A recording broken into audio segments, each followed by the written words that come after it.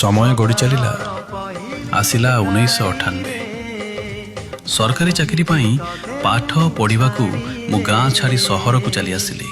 प्रीति रहिला गाँ रे आउ मु सहर रे।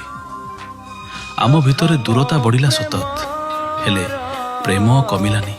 माध्यम से गोटे चिठी छुट्टी हेले मु गाँ को दौड़ी आसे। प्रीति भी विभिन्न बाहाना करी आंब तोटा मूल को आसे टिके गपिबा पाई।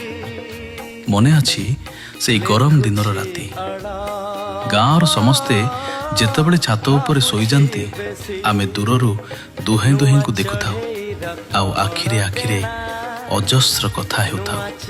सांगमानंक बाहाघर रे प्रीति जेतेबेले भारी सजेई होई आसे सेतेबेले से धीरे करी पचारे आमे केबे बाहा हेबा।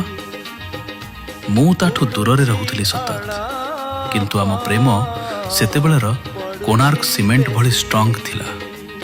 आउ प्रेमर सिग्नाल से पुराना एफएम भली टाणुथिला। सेथिरे दूरता थिला हेले दुर्बलता नथिला।